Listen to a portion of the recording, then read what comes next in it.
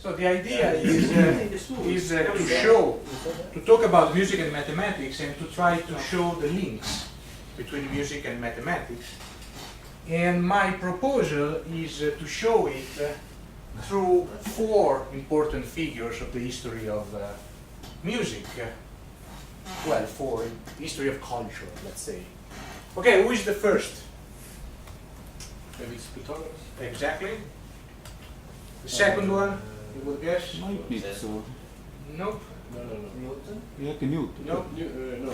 Leibniz jälle. Hey, No. Rousseau. No. No. Second? Not that important, I believe. That he's a Giannulli. musician. Musicians, okay. Giannulli? I Branduardi? no. Italian. Rameau. Lee? It's Parcel. Torsel?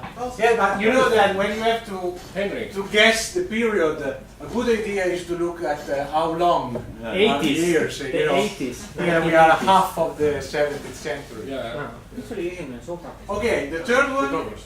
Pythagoras. is a mathematician. Gauss?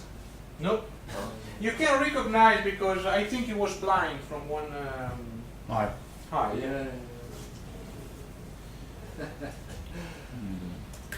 Euler. Euler.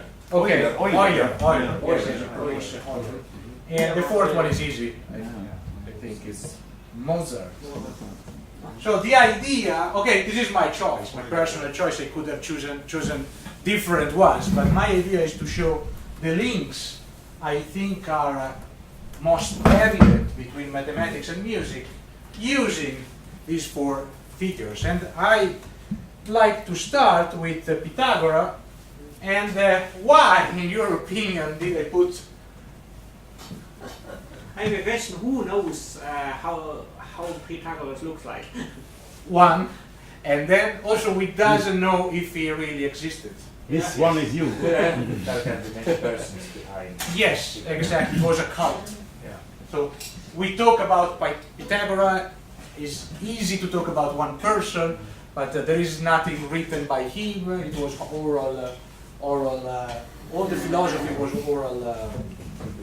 Exactly. So better to put this question mark in front of the name itself and have a better slide.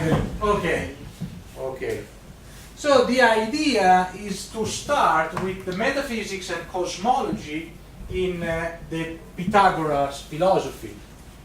And that metaphysics and that cosmology, in this philosophy, mathematics and music are quite linked, because to put it simple, the basic idea is that the universe is based on numbers, made up of numbers. So numbers are the constituents of our world, and they are in some relations that are musical themselves, and that also create the harmony of the movements of the cosmos. So music and mathematics, in the basic foundational ideas behind the philosophy and the cult of the Pythagoreans, are very, very strongly linked. More than that, there is something. I think you all know the monochord. Do you know it? You know what it is? Can you repeat me your name? So, Marcus. Do you know what it is, a monochord? Imagine a guitar where you don't have frets and you have just one string. But you can move something inside to change the length of the string itself.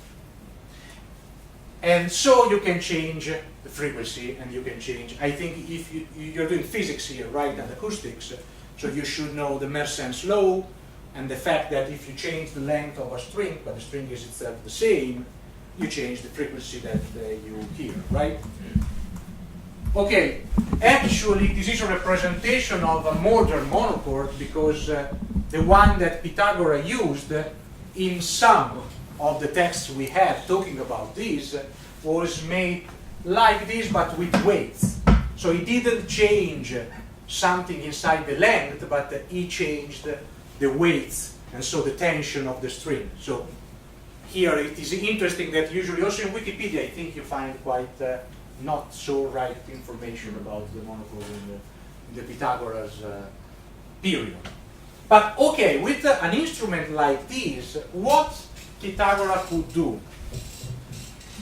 The monochord connects musical intervals with the measurement of visible, tangible material distances along the strings that can be represented, understood, studied and manipulated as mathematical ratios, numbers. So, with Pythagoras is the real ante litteram beginning of the modern science. I can connect rex extensa with rex cogitans. That's the main idea. And here we come to the first link between music and mathematics, namely the one that is based on physics. So the method is that. Do you agree? Are you okay with this link? Partially? Yeah. No? We are not that many, so we can discuss. You can attack me. I would love it. So I can get better. I'm very agree. Okay. Actually, there is another link, in my opinion. In all the lectures like this, I started with this example, like the first in history. But in my opinion, it is not. And I found another idea. And this is this one. The string itself is a perfect cylinder. So this would have not been possible if the instrument would have been built in a different way. So we have a second link that is prehistoric, founded on the ways we categorize and communicate reality that are of mathematical nature and affect at first instance the way we build music instruments and define musical systems. If Pythagoras didn't want to, it was orally shared what he was thinking, and if I have to tell you how to build an instrument, it's easy to talk about very simple shapes and forms that usually we deal with mathematical concepts. So this idea is that mathematics is the way we relate to reality to communicate it. And so mathematics is at the foundational level of the music systems we deal with. That's my idea of this second is prehistoric. So we cannot avoid that. Okay. Or we can decide to avoid that on some levels, but okay, I don't want to go into ethnomusicology now. Okay. Do you agree about this one too? Everybody? Yeah. Everybody. Everybody. Hans! Because I had this idea after our talkings about a lot of things. Let's be democratic. Or organize some. Nothing at all. Yeah, Hans, please agree. Yeah, because we No, I want him to do so. Because it was thanks to you that I got this second link. Please, you are welcome. I'm 150% agree.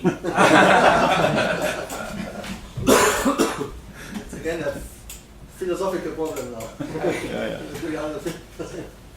Okay. I think it's possible. So after these few links, we can move to the guy you couldn't recognize, but I could not as well, so no problem at all. And so we move to Dido and Aeneas, that is probably his most famous opera work.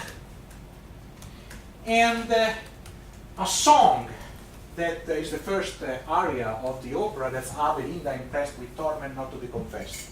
It is in ostinato form. Do you know, Marcus, what is ostinato in music? Not in English. Okay, ostinato is something like this. You have a pattern. Yeah. In this case, this is an harmonic pattern that come repeated many times, several times. Okay, but it is repeated. And so all the song is just a repetition of this bass line. Like the majority of pop songs. Like the majority of pop songs, exactly. With just variation of what happens on it, above it. Okay? So all these black shapes are the exact repetition of these 4 bars. They are white while they are transposed on the dominant. Okay, so you will listen 1, 2, 3, 4, 8, 9, 10, 11, 12, 13, 14, 15, 16, 17, 18, 21 times this thing.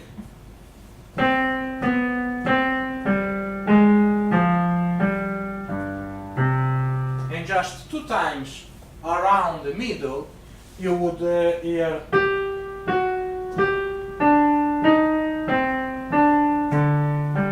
But it's always the same thing, it's just a little variation of it. Okay, so being a mathematician and being a nerd, looking at this number 21, I told myself there is something there. Exactly. The other one. Come out. And you see, it's not just... now I will explain what Fibonacci numbers are, but I think you know. You know what Fibonacci numbers are? Yes. Okay, this is a real school of nerds then. So, okay, it's coming to become like us. Good. But you see that you don't only...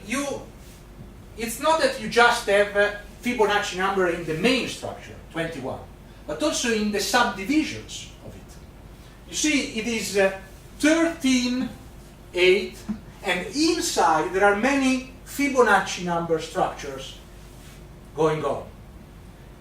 Also, as a composer, when I talk about Fibonacci numbers, the real interesting thing about them is the auto-similarity you get in the series.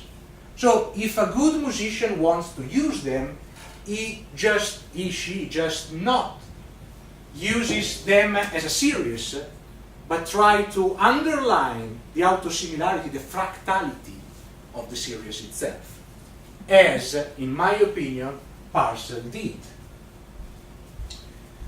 But we know also now that the Fibonacci numbers are a good approximation, well, are the best approximation in the discrete case of the golden ratio. You know, I'm sorry, it's like you're getting a test. But do you know what the golden ratio is? I know what it is, but I don't know why it's this number. Okay, the idea is quite easy. Imagine, and old as well, imagine that you have a segment and you want to cut it so that the whole segment, the ratio between the whole segment and the measure one is the same that you get between the measure one and the mirror one. So AB, the whole, is in the ratio with AC as AC is with CB.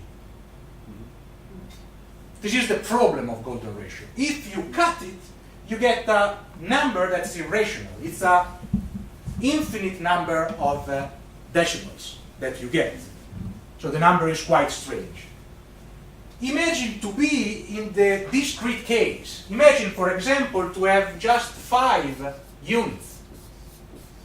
If I want to color them in a way that is close as possible to that ratio, I would color 3. In fact, 3, leave it. So this is another link that's interesting and connects mathematics, but here I'm going on something that's still, I'm still thinking about. And so just to present some further research. Yeah, thanks. What I was thinking further, in parallel in music and architecture, that in both we have this graphical information in the score, in the drawings, as just a prescription to erect something or to build something or to interpret. So where Prescriptions on the thing, we think that they are important because there is some knowledge outside of the project. yeah, yeah. And then you come to interpretation. So if the architect provides the scheme, the engineer will realize it, but he may do it a little bit differently. And not only that, Yeah. because I think the other big link that we don't think about, when I'm asked to prepare an analysis, I know that it's not the analysis of a score, but it's an interpretation, it's a possible map Yeah. of a field. Yeah. And so music, when I try to, what I try to teach to the younger students, really young, like 10, 12 years old, is that music is not monolithic. Yeah. It is a place to travel inside, as well as an architecture. Yeah. You build it, but it's not as it is. You travel it. You go around, you have different perspectives, as you can have when you listen to music or when you study it. So the interesting part about, and the interesting link between, in my opinion, architecture and music is this, is that both create some artworks that you navigate. Yeah, but in music you can't go back. In the building you can go back, but in the music you can't go back. This is because you think that time is so important. In my opinion, it is not. Because you think that time, you want to translate time in the same way. This is the next big problem. You know that there are also these crystals of time in nature. So situation where there are oscillating situations that are crystallic in nature. But the crystals does not develop in the space but in the time. Fluctuations and so I can convert time into a spatial dimension without that problem, as we usually do with the score. Because as a theorist, when I listen to it without listening, I know that time is there, like I know that now I'm in a room of a building, but I cannot see the others. But still, I can appreciate it. So we are always faking ourselves because we cannot perceive it as it is as a whole. And that's the interesting part of what Professor Cotter was telling me before starting this. So the beauty about this is that we don't know, because if we were omniscient, it would be problematic. I think art would be less interesting. Just a little bit, as women or whatever. You choose. Or why? Okay. Actually, I have one small question. In this context, how you actually define mathematics? What is mathematics in this context? What you explain this for? That's the question I would prefer to dodge, because it's a difficult question. So, because I can reply what we can define music is. Yeah, of course, but I don't ask this question because what is for you mathematics in this context? It's the discipline of structures, the discipline of logic, and then I stop there. It's the discipline of pure structures and of pure logic, and I stop there because if I go further, I close it and I don't open it. My question actually is this, that in some level maybe music and mathematics are the same. How you think, or what you think? So I'm collecting now literature about mathematicians that saw mathematics as a form of art itself. So, for example, there are these beautiful letters by André Weil and written to his sister about the aesthetical beauty of the Platonic discoveries in mathematics. Because mathematics has this problem: am I discovering or am I creating something? Because if you have axioms and you prove a theorem, is it creative or it is just a discovery of the natural growing of the rules that comes out of these basic emergent conditions? And again, it depends how we consider art. What is interesting is that mathematics and music, in my opinion, refers in the human experience to two different ontologies, very different ontologies. And the idea is that we can use mathematics to describe some features of music, of elements of music, but we are just describing something, but we cannot completely translate once into the other. And I tell you a story about this. Once during my research in mathematical music theory, usually I work with a real mathematician, because okay, I have a master and a bachelor of mathematics, but it doesn't mean I am a mathematician. Like having a composition diploma doesn't mean that you are a composer. So I work with a pure mathematician, and we were looking into a musical problem that was also a mathematical problem from both the point of view of music and the point of view of mathematics. But they were both interesting. And I arrived first at a solution thinking about this problem from a completely musical point of view. And he arrived later thinking about it from the mathematical point of view, and the solution of that problem was mathematical in nature. So just to say, there are two ontologies. When I have little students, what I like to about teaching to youngers is that I tell them, I'm not teaching you techniques, I'm opening your mind and your ears to a different ontology. Imagine when we try to explain the concept of tonality in a harmony course. We cannot give a real good definition. We start with a locus exemplorum to show formulas of tonality, and after some months, they know what tonality is without being able to explain it to you with a good discourse. And also, I'm sure, I love my professor, and he's one of the clever person I know. But if I ask him, please explain us tonality.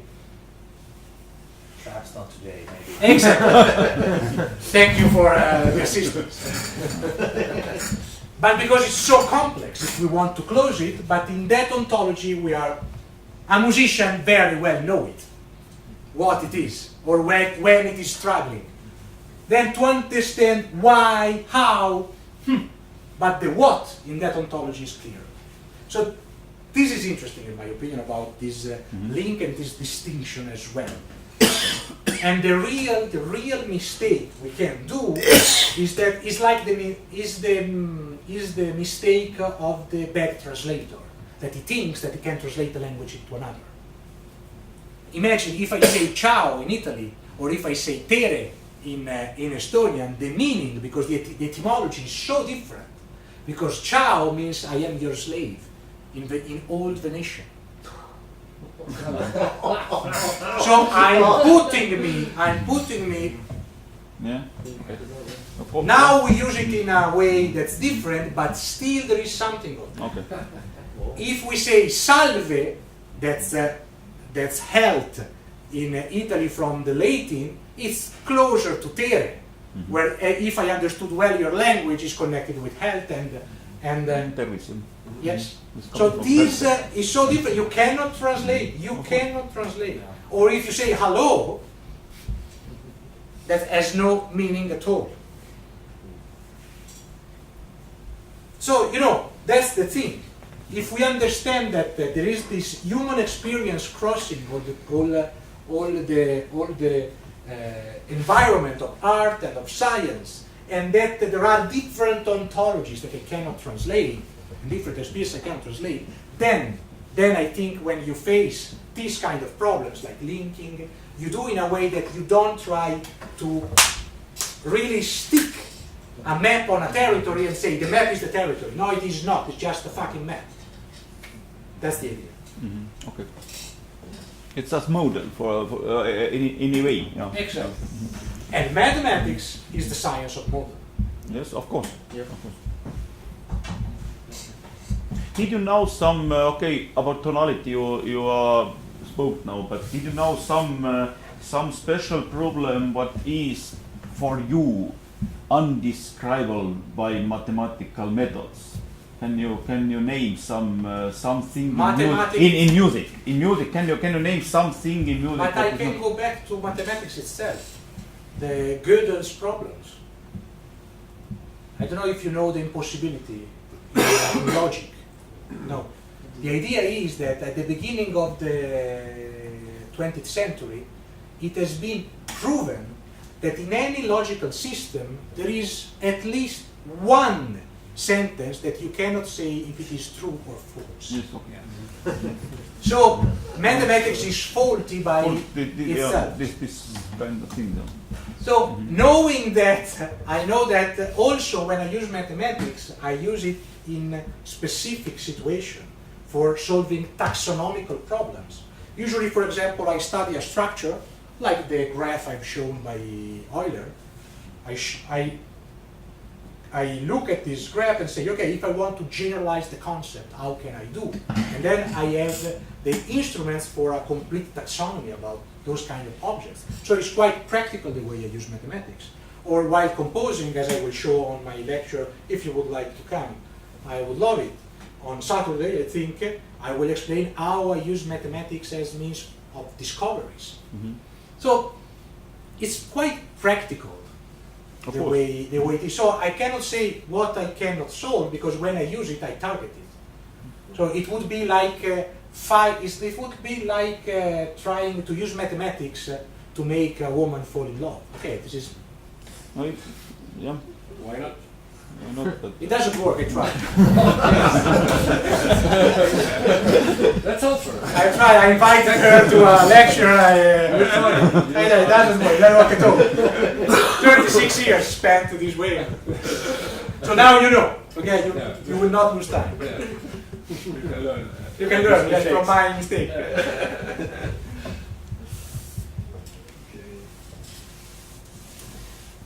Your doctoral thesis, it's mainly linked number 4 and 5. You actually do Maybe because I asked. Because I asked actually because one hypothesis. Which one you were? 4 and 5. 4 and 5. I mean, doing mostly 4 in order to be able to do something with 5. I think. I don't know. Remember that. I'm really not My thesis actually is very easy.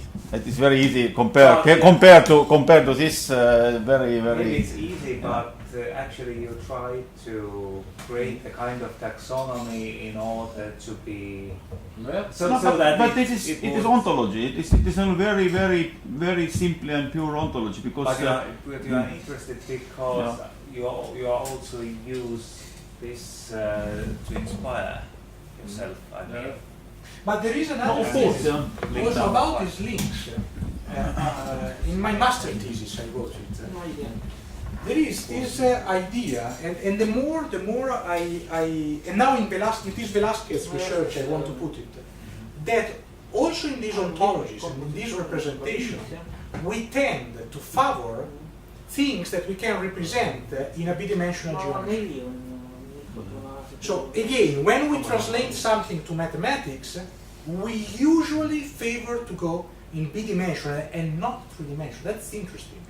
So also would be interesting if you would like to try to see the nature of the structures that we see in mathematics and we see in relating with reality, it is interesting this bidimensional drawing. That's why I'm working with a professor of drawings.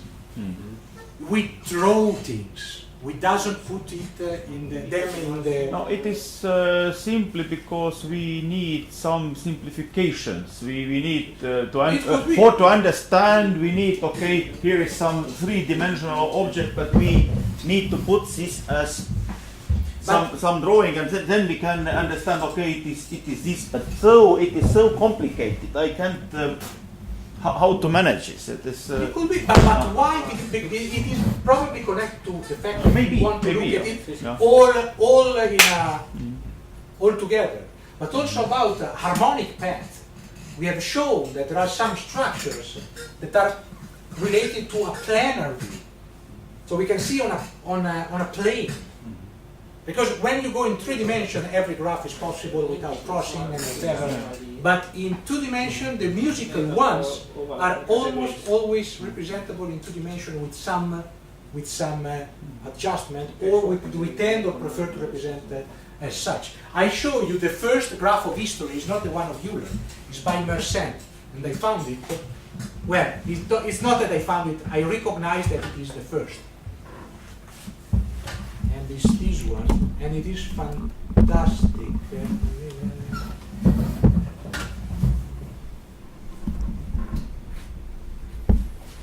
Here it is. And it is 50 something. What is that? Tone, it's a harmonic. But before No. Euler is one century before. And again, you see, the representation gets very complex because the ratio becomes very stupid to be represented like this, but still two-dimensional representation. No, books are two-dimensional. It's a problem when we have. But why books? My books, of course. But again, so I think the problem is from a cultural, philosophical level is more interesting than in the narrow context we are discussing it. I think I'm not intelligent enough to, and I've not, I need more ears to understand a lot more about cognitive science, about philosophy, ontology, to try to find a rule. But I think that our era needs more holistic people that try to get knowledge together, because there you find something. But okay, that's something. So if you do some research about these things, I'm a lot interested in knowing.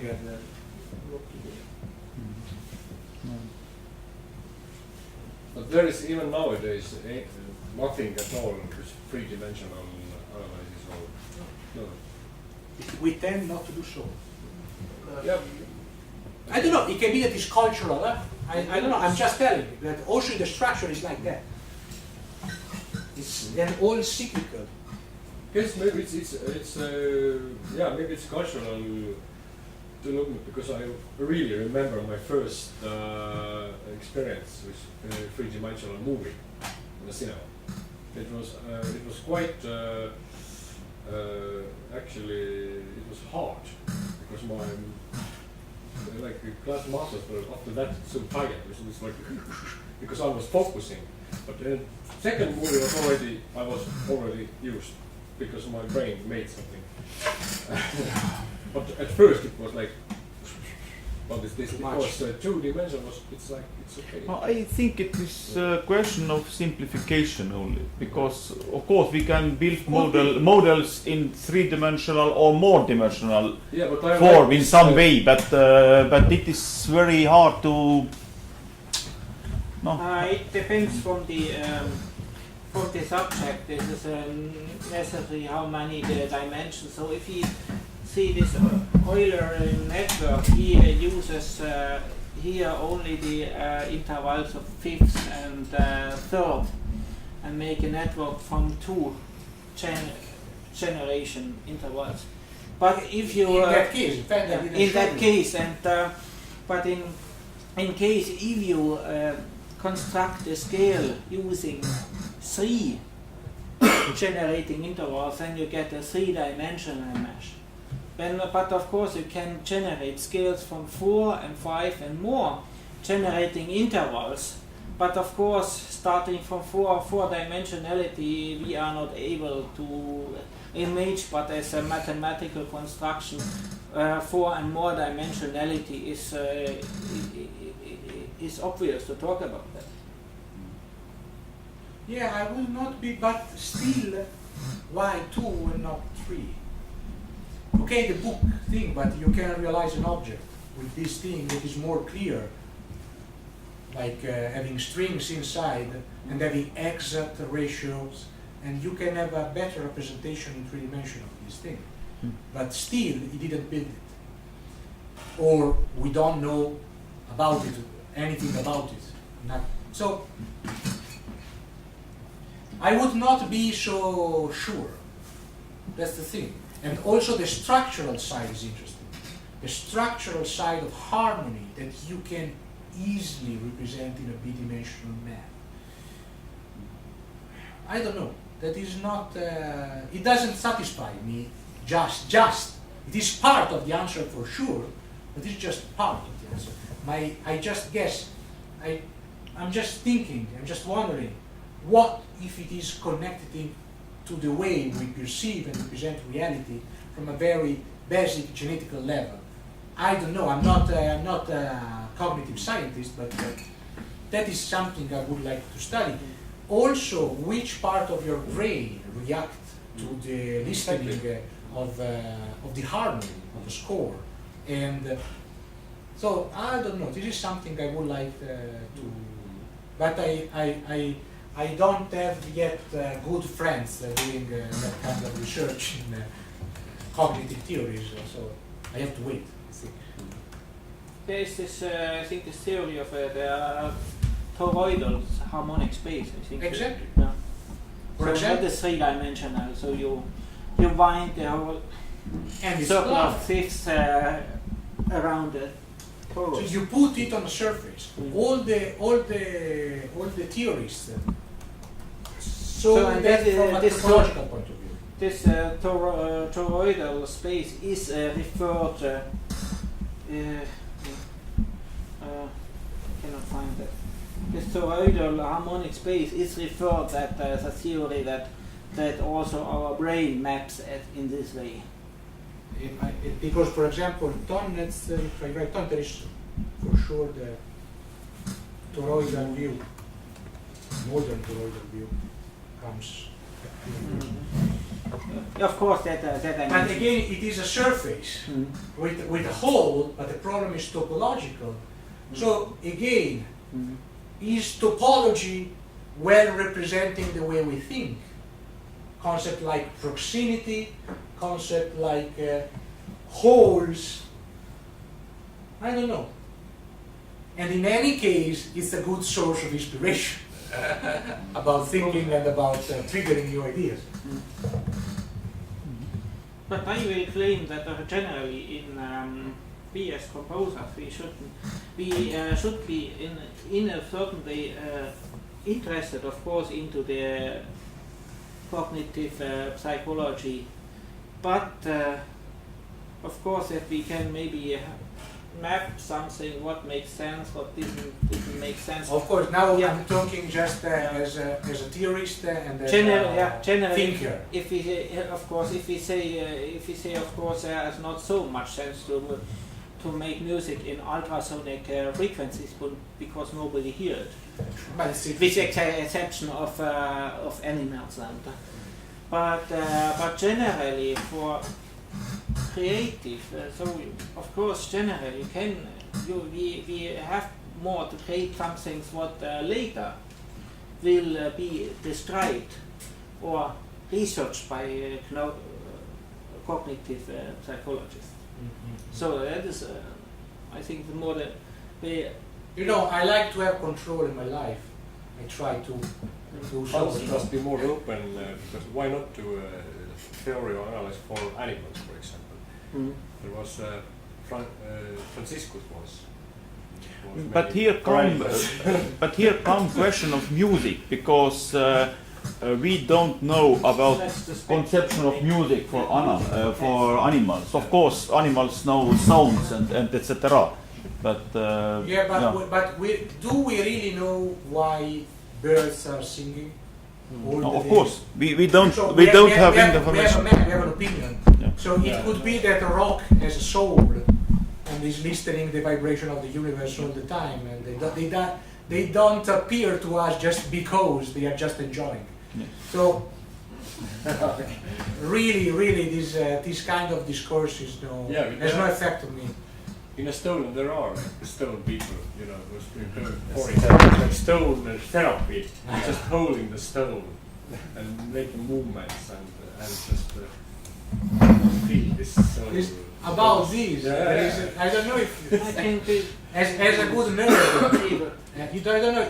Asimov was commissioned instructions from NASA and from the American government about the eventual encounter with alien lives. And what he wrote at the very beginning is that in case we make contact with alien life, probably we will not be aware of it. Because the way it will express itself can be on different dimensions of time, space, other dimensions. So you cannot talk with an ant. How can you talk with something that is really alien? And so are we really interested? So it's not for me part of the, so talking about animal music has no sense. Because we really don't know. It's difficult to find music for us, imagine for them. I would stop a lot of steps before it, you know. But I mean, following his question, going to the last link, no, how mathematics is part of art and what is out of it, what is cannot be controlled or described, but mathematics. What about just the element we call melody? Where is the power and the meaning of the melody? Because there it's really not is okay. In harmony, I can see. We can explain a lot because of the interval and everything. But from the aesthetic point, how you can use mathematics for explain melodies? I can tell you from a very basic level, Leibniz. I could use Leibniz instead of Euler. In his book, I think the title is The Ars Combinatoria. He uses a lot of musical examples, and using just the 6 notes of the old diatonic scale, he shows you all and how many are the possibilities of melodies. So, from a very taxonomical level, for example. So if I have a taxonomy that shows the structure of the possibilities, then I can compare them. I can put them in lexicographical order, and I can see the distance between them. So I can put structure on a taxonomy and see what happens and relate the element of the structure. Okay, I'm talking at a theoretical level. It depends when you talk about meaning, what you mean about meaning. For me, meaning is a way of understanding from a theoretical way because I'm a theorist. But also, being as a composer, I want to understand them as a theorist so that I can develop some ways of using them, more than ways of understanding them. There is this Antonio Grande, a good friend of mine and now a good friend of Professor Cotta as well, that started a lesson about quite, let's say, not conventional analysis, saying, I'm offering you different ways of listening and of understanding. So, what is a meaning? You know, is what we want, is what we seek. So that's the thing. It's also about melody. There are so many ways we can use mathematics to represent melodies and to understand them, to study them, and whatever. And I'm not telling that with those methods we can close them. No, they are just some way to open them to new ways of looking at them, to understand them, to use them, and whatever. Did I answer? Yeah, I mean, yeah. How you define melody? How you define? Are you joking, right? No. Professor, you're. No, I can keep talking. Why I asked this? No, but I think he was using the quite common and shared definition of melody as a succession of tones. Just but this is not enough for me. Okay. I'm not satisfied by just these requirements, because if we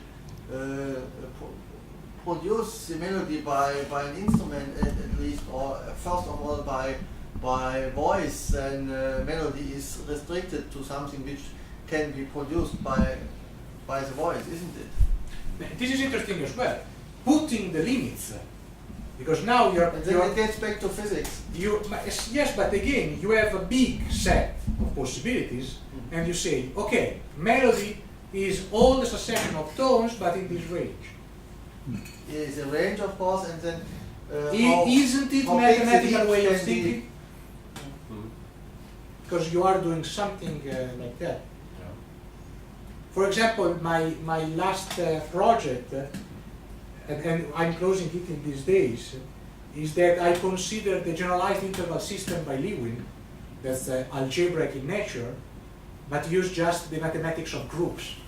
Using the mathematics of the semi-rings, I can explain some orderings inside the structures, and I can go and give a better explanation of how we perceive this system.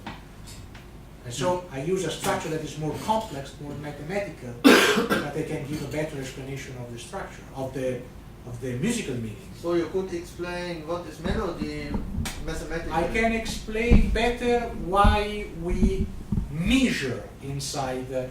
We have a measurement of intervals, for example, of a situation like percourse, I can say, paths, harmonic paths. Why some of them works better than others? Why we consider Paths.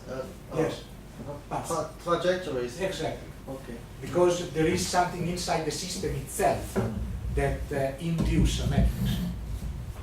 That's the idea. So I use that to understand, and that's the way we think. Then I'm now finishing the theoretical and mathematical side. The cognitive side, okay, another article. I want to publish more papers so I can get a better position in academy. Why to spend them all in a single book? But I think that problem what Gerhard is about Gerhard talk, it is not mathematical, because here is more question of conception, and question of conceptions are more philosophical, ontological maybe. Yeah. Because you when you have this same object, and okay, you make some model of this, Yeah. and you talk that okay, this model describe this object better than other, but still it is the same object. But you take okay, when Giovanni talks that okay, melody is tones or something in timeline, and you talk something more or Yeah, something less, and it is what I said. I've said Yeah. it. No, of course. It is a musical ontology that you never. Also, if we use discourse, discourse is another ontology. Yeah. So when we are doing a PhD like we are supposed to use discourse to describe what we are doing. But is it the way? No, it is our way. One of the ways that usually we use in scientific method, because we want to communicate something. But again, while we are communicating something, we are translating something. And so it is so difficult. Usually I prefer to write, because I'm not so good in speaking, but writing I'm a little bit better. I prefer to write in English because I am outside of my natural language with a lot of habits. So I don't need to translate something, or I'm not into some habits. And so using English, I try to understand the etymology of the word, I try to go and to find a good word. But again, if you are describing something, you are translating. So a melody is a melody, and a melody is just a word. A rose is a rose is a rose is a rose. When we talk about melodies, we're talking about words. We're talking about the word we use to describe melodies. So Of course. we're stuck. Yeah. You answered me quite a lot more. Yes, but I'm quite evasive as well. You know? Yeah, you had some very good thoughts. Okay, but I think time is now 5 o'clock when we will start at 6 o'clock. Yeah. Then we need relax now. Yeah. Some and so Thank you. thank you.